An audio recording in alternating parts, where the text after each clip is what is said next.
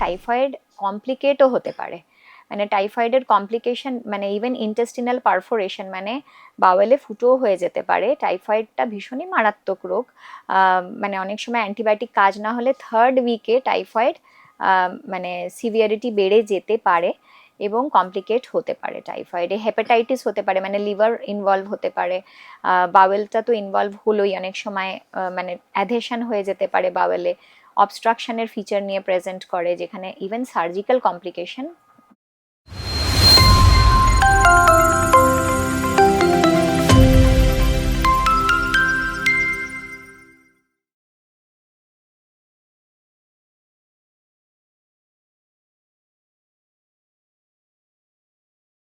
নমস্কার, পালস টিভিতে আপনাদের সকলকে স্বাগত। আমাদের স্টুডিওতে আজকে রয়েছেন পিডিয়াট্রিশিয়ান ডক্টর অমিতা সিনহা। আর আমাদের আজকের আলোচনার বিষয় শিশুদের ডায়রিয়া এবং টাইফয়েড। নমস্কার ডক্টর সিনহা। আমরা যেটা আজকে যে বিষয়টা নিয়ে আলোচনা করব, যে শিশুদের এই বর্ষাকালীন সময় শিশুদের তো প্রচুর পেটের সমস্যা হয়, স্পেশালি ডায়রিয়া।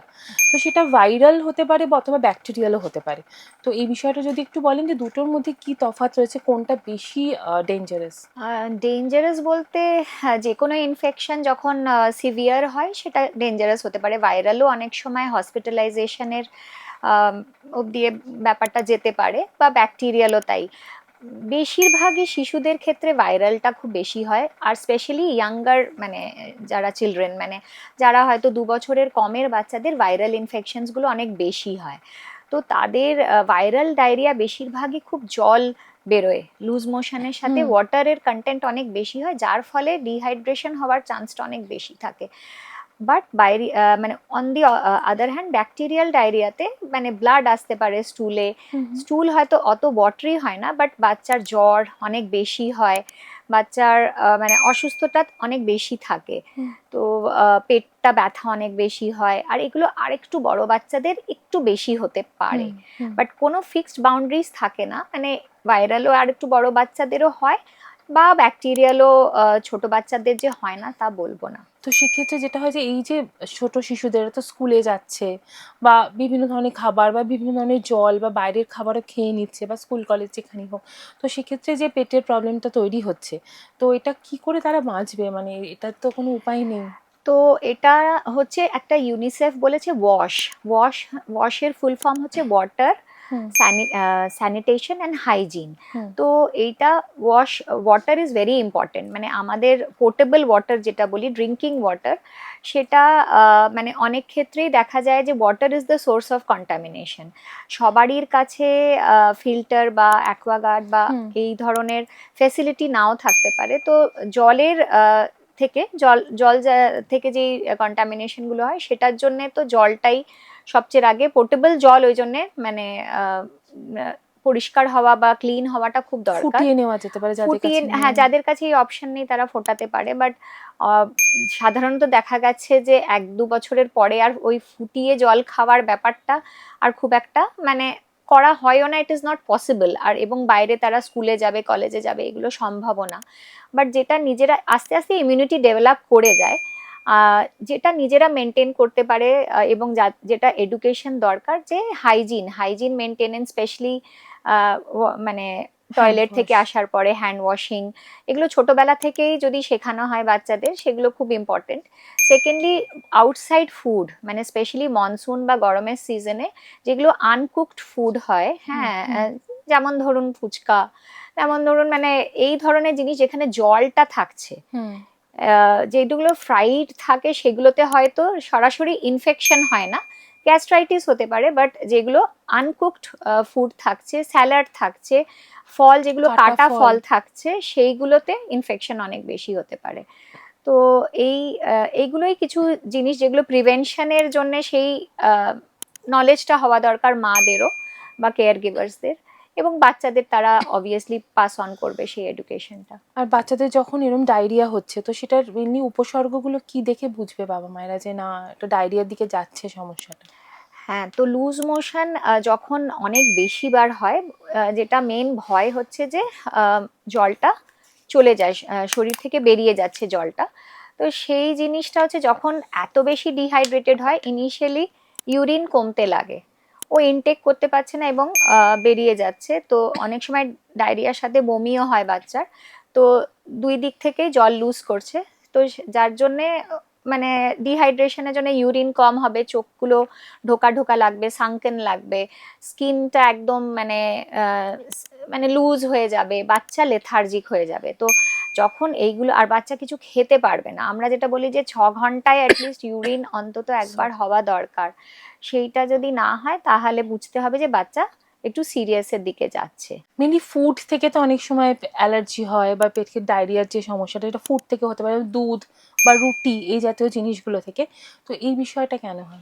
হ্যাঁ, তো এবারে রুটি থেকে যেটা যেটা বলা হয় গ্লুটেন।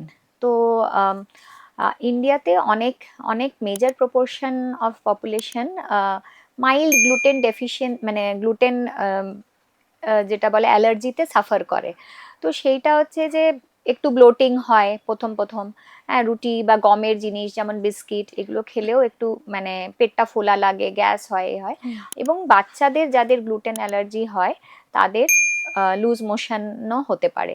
সেইটা কি করে ডিফারেন্সিয়েট করবেন একটা ইনফেকশন থেকে? সেই ইনফেকশনে যেমন জ্বর হয়, জেনারেলি এইগুলোতে জ্বর হবে না, কিন্তু যতবার খাবে ও রুটি, বাচ্চাটা যতবার সেম ওই ফুড প্রোডাক্ট খেয়ে যদি ওর প্রবলেমটা হয়, একবার খেলো হলো, কোনো সময় হতে পারে অন্য কারণেও হচ্ছে, বাট যদি এভরি টাইম মানে 2বার 3বার 4বার খাওয়ানোর পরেও এই সেম প্রবলেম দেখা দেয়, তখন ওটাকে গ্লুটেন অ্যালার্জি বলা হয় এবং তার জন্য আলাদা টেস্টসও করা হয় ব্লাডে এবং স্টুলে। আর যদি ডায়রিয়া হয় তো বাচ্চাদের মেনলি ডায়েটটা কি থাকবে ওই সময়? হ্যাঁ, যেমন বাচ্চাদের ডিফিকাল্ট টু ডাইজেস্ট যেগুলো হয়, যে দুধটা অনেক সময় হজম করতে পারে না। তো খুব ছোট বাচ্চাদের এমনি ব্রেস্ট মিল্কটা কোনো অসুবিধা করে না। ব্রেস্ট মিল্কে একটা গুণ থাকে যে সেইটা ইভেন ডায়রিয়াতেও ব্রেস্ট মিল্ক খেলে কোনো অসুবিধা হয় না। একটু বড় বাচ্চাদের আমরা তখন তো অনেক অপশনস থাকে খাওয়ানোর, তখন রাইস বেসড ডায়েট যেটা বলা হয়, ভাত, চিড়ে, মুড়ি, আলু, এই ধরনের খাবার বেটার হজম হয়, easy to digest rather than milk বা রুটি। আর মানে তখন একটু হেভি ফুড কম দিয়ে কম করে বারে বারে খাওয়াতে বলা হয়, ফ্রিকুয়েন্ট খাওয়াতে বলা হয়। এবং মেইন স্টে অফ ট্রিটমেন্ট হচ্ছে ওআরএস। ওআরএস, হ্যাঁ, ওআরএস এমন একটা জিনিস যেটা আবিষ্কার করেছিলেন আমাদের নিজস্ব মানে স্টেটেরই ডক্টর দিলীপ মহলানবিস। এবং মানে উনি একটা এমন জিনিস মানে আবিষ্কার করেছেন যেটা জন্য ওনার অ্যাকচুয়ালি নোবেল প্রাইজ পাওয়া উচিত ছিল। মানে উনি যে বাংলাদেশ ওয়ারের সময় মানে মিলিয়ন্স অ্যান্ড মিলিয়ন্স লোককে উনি এই ওআরএস তৈরি করে বাঁচিয়েছিলেন। মানে যেটা কোনো মিরাকেল না, মানে কোনো মানে কস্টলি ওষুধ না, একটা সিম্পল ওআরএস। দেখা গেছে যে কলেরা প্রিভেনশনে ORS was the mainstay of treatment. সেইটা মানে কেউ রেকগনাইজ করে না। তো মানে ইন্ডিয়ান বা এশিয়ান ইয়েদের আমরা পরে মানে সবসময় পোস্থুমাসলি আমরা রেকগনাইজ বেশি করি। তো he was very much a part of মানে কলকাতা। আর উনি ডিসকভার করেছিলেন, মানে আমাদের মানে বলা উচিত যে he is the father of oral rehydration solution, যেটাকে ওয়ার্ল্ড ওয়াইড মানে WHO এখন ওটাকে main stay of treatment, corner stone of treatment বলে ডায়রিয়াতে। যে আপনি ওআরএস দিলেই আপনার কোনো ইভেন 90% ক্ষেত্রে স্যালাইনও দিতে লাগে না। স্যালাইনে যা কম্পোজিশন ওআরএস এরও সেম কম্পোজিশন। তো সেইটা যদি খেতে পারে বাচ্চা, তাহলে ইনফ্যাক্ট 90% ক্ষেত্রে অ্যান্টিবায়োটিকও লাগে না, কেন ম্যাক্সিমাম ক্ষেত্রে ওআরএস দিলেই যেটা রিপ্লেস হওয়ার ওটা হয়ে যায়, যে জলটা বেরিয়ে যাচ্ছে। তারপরে বডি নিজের ইমিউনিটিটা প্লে করে এবং সেইটা ডায়রিয়াটাকে কন্ট্রোল করে দেয়। এই ওআরএস খাওয়ার ক্ষেত্রে কিছু নিয়ম রয়েছে নাকি? মানে 1 লিটার মানে অতটাই খাওয়া হ্যাঁ, উচিত, ওআরএসটা একটা ডেফিনেট, হ্যাঁ, যেমন বাড়িতে আপনি নিজে থেকে ওআরএস বানালে সম্পূর্ণটা কারেক্ট নাও হতে পারে, কেননা ওটা একটা প্রপোর্শন থাকে, এতটা সুগার থাকে, এতটা সল্ট থাকে, এতটা মিনারেলস থাকে। তো সেইটা যেমন ছোট বাচ্চাদের ওটা 200 ml জলে গুলে একটা প্যাকেট দেওয়া হয় এবং ওটা যতটা পারে বাচ্চা তাকে আমরা বলি যে খাওয়াতে থাকুন। হ্যাঁ, ইনস্টেড অফ ওয়াটার ও যদি ওআরএস খেতে পারে তাহলে খুবই ভালো। বড়দের 1 লিটার প্যাকেটে, বড় প্যাকেট হয়, সেটা 1 লিটার জলে ওটাকে গোলা হয় এবং সেটাকে অ্যাডলিব বলে, মানে যতটা পারছে ওকে খাওয়ানো যাবে। মানে সারাদিন যদি কিছু না খেতে পারে, শুধু ওআরএস খেলে সেক্ষেত্রে বাচ্চা অনেকটা সেই রিকভার ক্ষেত্রেও করবে। মানে 2 দিন যদি না খায় তাও বাচ্চার কিছু হবে না যদি সে ওআরএস খেয়ে থাকতে পারে। আর ওআরএস যেটা বলে যে বানানোর মানে খানিকক্ষণের মধ্যেই ওটা যাতে খাইয়ে দেওয়া হয়, বেশিক্ষণ ফেলে না রাখা হয়, এটা কি ঠিক? এখন যে ওআরএস গুলো আছে সবই 24 ঘন্টা বানিয়ে রাখা যায় সলিউশন। তো মানে আমাদের যা টেম্পারেচারে ইউজুয়ালি 6-7 ঘন্টা তো মিনিমাম রাখাই যায়, এবং ততক্ষণে আশা করা যায় যে একটা বাচ্চা সেটাকে খেয়ে নেবে। এই বাচ্চাদের যে ডায়রিয়া, এটার মেন ট্রিটমেন্ট তো ওআরএস বললেন, এছাড়া আর কি করা যেতে পারে? মানে ডক্টরদের মানে যদি কোনো কারণে হসপিটালে নিয়ে যেতে হয় বা সেক্ষেত্রে কি কি ট্রিটমেন্ট রয়েছে? হ্যাঁ, এমনি ওআরএস ছাড়া আরো কিছু থাকে, যেমন জিঙ্ক বলা হয়। জিঙ্ক একটা এমন ওষুধ, সেটাও দেওয়া হয়। প্লাস প্রোবায়োটিক্স দেওয়া হয়। প্রোবায়োটিক যেটা ন্যাচারাল ফর্মে দইতে পাওয়া যায়, সেটা অ্যাজ আ মেডিসিনও পাওয়া যায়। আজকাল বিভিন্ন রকমের প্রোবায়োটিক্স পাওয়া যায়। তো এগুলো সবই, এইগুলো দিয়ে যদি না হয়, কিছু ক্ষেত্রে অ্যান্টিবায়োটিকও হয়তো সে ডক্টর দেখে বুঝে দিতে পারেন, অ্যাডভাইস করতে পারেন। তাতে যদি কন্ট্রোল না হয়, বাচ্চা নেতিয়ে পড়ছে, বাচ্চার ইউরিন কম হচ্ছে, বাচ্চা মুখে কিছু খেতে পারছে না, কিছু বাচ্চাদের, খুব ছোট বাচ্চাদের ওদের হয় যে ওরা মুখে খেতে পাচ্ছে না, সেই ক্ষেত্রে তখন হসপিটালাইজেশন হয়তো করতে হতে পারে। আর বর্ষাকালে বিভিন্ন ওয়ার্মস যেমন কৃমি, জিয়ার্ডিয়া, এগুলোর তো প্রচুর প্রকোপ বাড়ে। এটার ফলে কি করে বাবা মায়েরা বুঝবে যে বাচ্চাটার কৃমি বা জিয়ার্ডিয়া হয়েছে বা কি কি সমস্যা হতে পারে? হ্যাঁ, আমাদের দেশে কৃমি তো খুবই কমন, মানে আর যার ফলে মানে কৃমির জন্যও পেটে বিভিন্ন রকমের গ্যাস, হজম হয় না, বাচ্চার গ্রোথ হয় না, কেন যেটা বাচ্চা ইনটেক করছে সেটা কৃমিতেই খেয়ে নিচ্ছে। বাচ্চার অ্যানিমিয়া হতে পারে, ব্লাড লস হতে পারে, যেটা দেখা যায় না।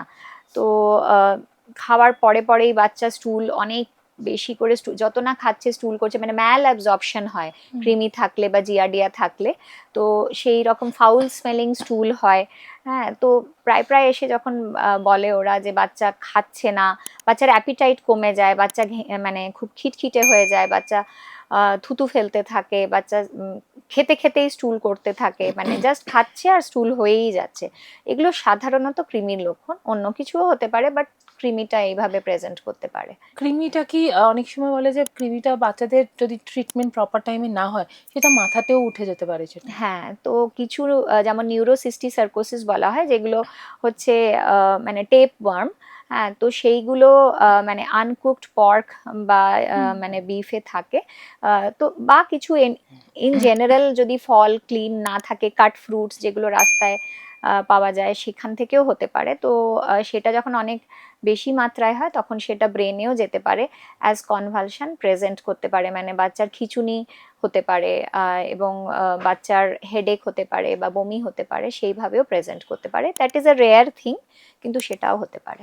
তো এক্ষেত্রে ট্রিটমেন্ট কি, বাচ্চাদের ডিওয়ার্মিং করানো? হ্যাঁ, বাচ্চাদের ডিওয়ার্মিং আমরা মানে টাইম টু টাইম বলে থাকি যে অ্যাটলিস্ট 6 মান্থসে তো একবার করাই উচিত। এবং যখন বাচ্চাকে ডিওয়ার্মিং করা হয়, জেনারেলি বলা হয় যে ফ্যামিলির সবাইকেও মানে যেটা ডিওয়ার্মিং এর ওষুধ, সেটা খাওয়ানো হয়। এবং গভর্নমেন্ট অফ ইন্ডিয়ার তরফ থেকেও মানে ফেব্রুয়ারি মাসে আর অগস্ট মাসে, মানে বছরে দুবার মানে এই ডিওয়ার্মিং, এই আশা দিদিরা বা হেলথ সেন্টারে এগুলো আয়রন তো সাপ্লিমেন্ট দেওয়াই হয়, তার সাথে কৃমির ওষুধও বছরে দুবার করে দেওয়া হয়। যে রোটা ভাইরাস, এটাই তো মূল দায়ী ডায়রিয়ার জন্য, এটা তো ভ্যাকসিনও বেরিয়েছে, তো এই বিষয়টা যদি একটু আমাদের দর্শকদের বলেন। হ্যাঁ, রোটা ভাইরাস তো খুবই কমন, মানে ইনফ্যান্টসদের মানে এই ডায়রিয়াটা আমাদের দেশে খুবই কমন, এবং বিদেশেও। তো ওটার আমরা ফর্চুনেটলি লাস্ট 15-20 বছর ধরে ভ্যাকসিন দেওয়া হয়। আর লাস্ট 10 বছর ধরে গভর্নমেন্ট সেট আপেও রোটা ভাইরাস দেওয়া হচ্ছে। তো সেইটা এখন মানে 1.5 মাস, 2.5 মাস, 3.5 মাসেই রোটা ভাইরাস ভ্যাকসিনটা অ্যালং উইথ মানে আদার ভ্যাকসিন, যেটা ডিপিটি, এগুলোর সাথে রোটা ভাইরাস ভ্যাকসিনটাও দেওয়া হয়, এবং এটা একদম সেফ। এবং এটা দিয়ে প্রায় 90% ক্ষেত্রে রোটা ভাইরাল ডায়রিয়া প্রিভেন্ট হয়। এটা কোনো বাচ্চাদের এজ রয়েছে যে এই এজের মধ্যে দিতে হবে বা এরকম কোনো বিষয় হ্যাঁ, রয়েছে? তো এটার একটা মানে স্পেসিফিক এজ আছে। গভর্নমেন্ট সেট আপে সেটা ইভেন 2 বছর অব্দি দেওয়া যেতে পারে, বাট আইডিয়ালি যেমন যেমন টাইমে নেওয়া নিতে অ্যাডভাইস করা হয়, সেটা হচ্ছে 1.5 মাস, 2.5 মাস, 3.5 মাস। প্রাইভেটের ক্ষেত্রে সেটা আমরা মানে 8 মাসের পরে আর দিতে পারি না রোটা ভাইরাস, এরকম একটা আইএপি গাইডলাইন্স আছে। কিন্তু গভর্নমেন্ট সেটাকে 2 বছর অব্দিও দিতে পারে, যদি কারোর মিস হয়ে গিয়ে থাকে কোনো কারণবশত। বর্ষাকালে তো আরো একটা জলবাহিত রোগ হয়, যেটা হচ্ছে টাইফয়েড, যেটা বাচ্চাদের মধ্যে অনেক অনেক বাচ্চারই দেখা যায় যে টাইফয়েডে আক্রান্ত হচ্ছে। তো এই বিষয়টা যদি একটু বলেন যে কিভাবে বাবা মায়েরা বুঝবে, মানে উপসর্গ কি কি রয়েছে এটার মেন? তো টাইফয়েডে মানে এটা জলবাহিত রোগ। কিন্তু মেন উপসর্গটা হচ্ছে জ্বর।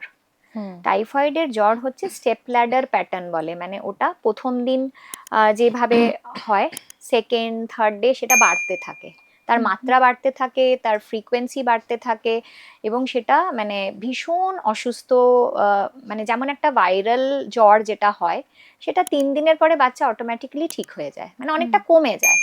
কিন্তু টাইফয়েডে মানে অন্য কোনো সর্দি কাশি থাকবে না, শুধু জ্বর থাকবে আর পেটের সিমটমস থাকবে, যেমন লুজ মোশনস হতে পারে, বমি হতে পারে, পেট ব্যথা হতে পারে, আর মেন উপসর্গ হচ্ছে জ্বর। তো এক্ষেত্রে বাচ্চার মিনি ট্রিটমেন্ট কি থাকছে এটার?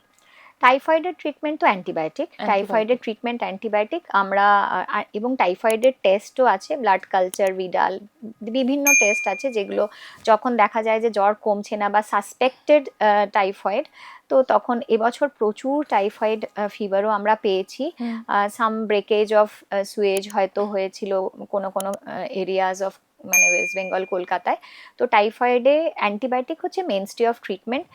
আর এখন আনফর্চুনেটলি ইন্ডিয়াতে অনেকটা ড্রাগ রেজিস্ট্যান্ট টাইফয়েড চলে এসছে, যেটা মানে সাধারণ অ্যান্টিবায়োটিকেও কমছে না, তাকে ইনজেকশন দিয়েই কমাতে হচ্ছে, তাকে হসপিটালাইজ করতে হচ্ছে, এবং অনেক সময় ফার্স্ট লাইন ইনজেকশনও কাজ হয় না, সেখানে একটু হায়ার অ্যান্টিবায়োটিক ছাড়া টাইফয়েড রেসপন্ড করছে না। কতদিন সময় লাগে মানে টাইফয়েড থেকে পুরোপুরি সেরে উঠতে?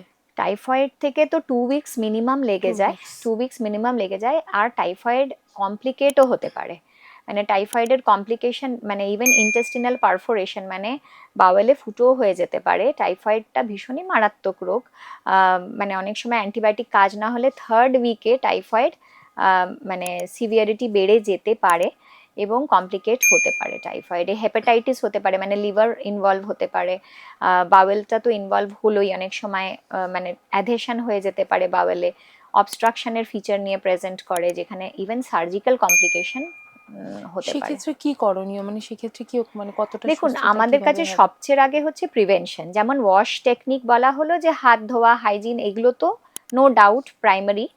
তার সাথে আমাদের কাছে টাইফয়েডের ভ্যাকসিন আছে, যেটা এখন 6 মাস বয়স থেকে দেওয়া যায় এবং 65 ইয়ার্স অব্দি দেওয়া যায়। একটা সিঙ্গেল ডোজ নিলে অ্যারাউন্ড 70% প্রোটেকশন হয়। হ্যাঁ, তো যে কোনো বয়সে? যে কোনো বয়সে, হ্যাঁ অবভিয়াসলি সেই প্রোটেকশনটা ছোটদের ক্ষেত্রে অনেক বেশি কার্যকারী, কেননা তাদের যে কোনো ইনফেকশন অনেক সিভিয়ার বেশি হয়ে যায়। তো যখন 6 মাস থেকে সে ভ্যাকসিনটা, একটা সিঙ্গেল ডোজ ভ্যাকসিন পাওয়া যাচ্ছে, তো সেটা যদি যে পেরেন্টস অ্যাভেল করতে পারে তাদের নিয়ে নেওয়া উচিত, কেননা যখন মানে টাইফয়েড ইনফেকশন হয় অনেক বেশি কমপ্লিকেট হতে পারে। আর যখন কোনো বাচ্চা ডায়রিয়া হচ্ছে, তো সে কি মায়ের দুধ খেতে পারবে সেক্ষেত্রে, নাকি সেই দুধ থেকেও তো অ্যালার্জি হতে পারে? না, দেখুন দুটো আলাদা জিনিস, মানে মায়ের দুধে অ্যালার্জি খুব কম বাচ্চাদেরই হয়, মানে যদি সেটা হয় সেটা একদম ছোট বয়স থেকেই, মায়ের দুধ তো কেননা জন্মের পর থেকেই খাচ্ছে, তো ল্যাকটোজ, প্রাইমারি ল্যাকটোজ যেটা অ্যালার্জি আপনি বলছেন, সেটা খুব রেয়ার, হ্যাঁ মানে খুব কমন হয় না মায়ের দুধে অ্যালার্জি। কিন্তু যখন ডায়রিয়া হয়, বাচ্চার কোনো কারণে পেটে ইনফেকশন হয়, তখন যে ল্যাকটোজ হজম করার ক্ষমতাটা চলে যেতে পারে ট্রানজিয়েন্টলি, মানে 1 মাস 2 সপ্তাহ, সেই সময় ল্যাকটেজ এনজাইম যেটা দুধটাকে হজম করে, সেটা মানে ওয়াশ অফ হয়ে যায় পেট থেকে, তো সেই সময় ল্যাকটোজটা টলারেট হয় না, তখন আমরা যে, কিন্তু মায়ের দুধটা কিন্তু হজম করতে পারে একটা নিউবর্ন বা একটা ইনফ্যান্ট, তাকে আমরা কখনোই বলি না যে মায়ের দুধ বন্ধ করুন, ডায়রিয়া হচ্ছে, সে মায়ের দুধটা খেতে পারে, হয়তো সে যদি বাইরের কোনো ফর্মুলা ফিড করে বা গরুর দুধ খায়, সেইটা হজম হয় না সাধারণত, বা কম হতে পারে। তো আর কিছু বাচ্চাদের যাদের ল্যাকটোজ অ্যালার্জি আছে, মানে যেটা মানে মিল্কটাকে হজম করতে পারে না, সেটা কিছুদিন পরে আসে, সেটা সাধারণত 1 বছরের পরে দেখা যায়, সেইটা মানে যাদের হয় তাদের সোয়া মিল্ক বা অ্যাভয়েডেন্স অফ মিল্ক প্রোডাক্ট বা মিল্ক, ওটা হচ্ছে অ্যাডভোকেটেড। সেই ক্ষেত্রে অনেক সময় খুব রেয়ারলি ব্রেস্ট মিল্ক মানা করা হয়, বাট জেনারেলি এটা কাউজ মিল্কের জন্য বেশি দেখা গেছে, মানে কাউ মিল্ক প্রোটিন অ্যালার্জি বা মানে ল্যাকটোজ ইনটলারেন্স যেটা বলা হয়, সেইটা আর একটু বড় বাচ্চাদের দেখা যায়। আমরা তো ডায়রিয়া নিয়ে শুনলাম এবং টাইফয়েডটা নিয়েও অনেক কিছু তথ্য পেলাম। এছাড়াও তো হেপাটাইটিস এও জলবাহিত একটা রোগ, এটাও বর্ষাকালে কিন্তু প্রচুর বাড়ে শিশুদের মধ্যে। এটাও নিয়ে যদি একটু আমাদের কিছু পরামর্শ দেন আপনি।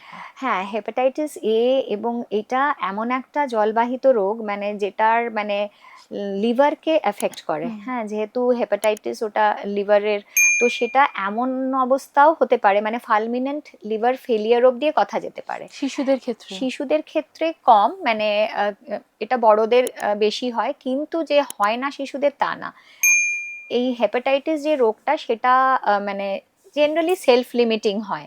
যখন বাচ্চারা একটু বাইরের জিনিস খেতে লাগে সেই সময় এটা বেশি পাওয়া যায়, যার জন্য এটা ইউজুয়ালি 1 বছরের পরে বেশি দেখা যায়। এবং আরেকটু বড় বাচ্চা যারা স্কুলে যায়, আউটসাইড ফুড খায়, তাদের বেশি এটা পাওয়া যায়। হেপাটাইটিস এ মানে এমন একটা যে ওটা মানে লিভারটাকে পুরো ড্যামেজ করতে থাকে। 90% ক্ষেত্রে রিকভারি হয়ে যায়। হ্যাঁ, হসপিটালাইজেশন নাও লাগতে পারে, কিন্তু কিছু ক্ষেত্রে সেটা হসপিটালাইজেশনেরও মানে অব্দি কথা যায়। আর মানে 1 to 2% ক্ষেত্রে লিভার ফেলিয়ার বা সিরোসিসের দিকেও যেতে পারে। হেপাটাইটিস এর কি ভ্যাকসিন আছে? হ্যাঁ, ফরচুনেটলি হেপাটাইটিস এর ভ্যাকসিন আছে, আর ভীষণভাবে ইফেক্টিভ সেই ভ্যাকসিন। সেটা 1 বছর হলে সেটা দেওয়া হয়। 2 রকমের ভ্যাকসিন পাওয়া যায়, একটা সিঙ্গেল ডোজ হয় আর একটা 2টো ডোজ, যেটা 6 মাসের গ্যাপে 2টো দেওয়া হয়। আর এটা দেখা গেছে যে ম্যাক্সিমাম ক্ষেত্রে লিভার ট্রান্সপ্লান্টের যে পেশেন্ট তাদের মানে তার মধ্যে 20% ক্ষেত্রে পজিটিভ এজেন্ট হচ্ছে হেপাটাইটিস এ। সেই ক্ষেত্রে ভ্যাকসিনটা যে কত এসেনশিয়াল আপনি মানে ওই লিভার ট্রান্সপ্লান্ট ইউনিটে গিয়ে জিজ্ঞেস করতে পারেন। হ্যাঁ, যে হেপাটাইটিস এ ভ্যাকসিন নেয়নি বলে আজকে তাদের এই দুরবস্থা হয়েছে। তো ওই জন্য হেপাটাইটিস এ ভ্যাকসিন খুবই ইফেক্টিভ এবং খুব সেফ। ওটা যদিও এখনো গভর্নমেন্টে মানে হয়নি অ্যাভেলেবল, বাট প্রাইভেট সেট আপে অ্যাভেলেবেল আছে।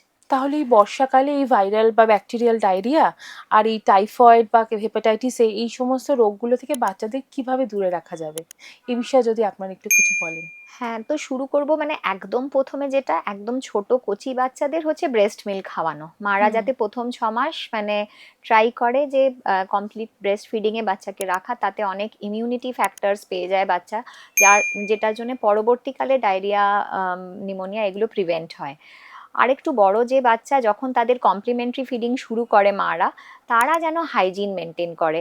অনেক ক্ষেত্রে দেখা গেছে যে মারা যদি হ্যান্ড ওয়াশ প্রপার না করে এবং রান্না যখন করার সময় যদি হাইজিনটা মেনটেন না হয়, সেই ক্ষেত্রে মানে ইনফেকশনটা সবচেয়ে প্রথমেই মাদের নখ, আমি সবসময় চেম্বারে আসলে বলি যে ফুডটা তো রান্না রান্না হয়ে যাচ্ছে, তারপরেও কি সমস্যা হতে পারে? হ্যাঁ, কিন্তু কুকড ফুডের সমস্যা হয় না, কিন্তু যেটা খুলে রেখে দিল, হ্যাঁ, মাছি বসলো, তো বেসিক কিছু নলেজ মাদেরও ভাবা উচিত। প্লাস মানে মাদের যে মাদের মানে রান্না বান্না করছে তাদের নখ এগুলো সব যাতে মানে প্রপারলি ক্লিন এবং কাট নেলস থাকে। আর একটু বড় বাচ্চা যারা বাইরে যাচ্ছে তারা যাতে জল ক্যারি করে, স্পেশালি স্কুলে। আর বাইরের ফুড বর্ষাকালে অ্যাটলিস্ট অ্যাভয়েড করে, বা যেগুলো মানে আনকুকড ফুড এগুলো অ্যাভয়েড করে। আর স্কুলে যে মিড ডে মিলগুলো দেওয়া হয় তাতে ইউটেন্সিলসগুলো যাতে প্রপারলি ক্লিন হয়।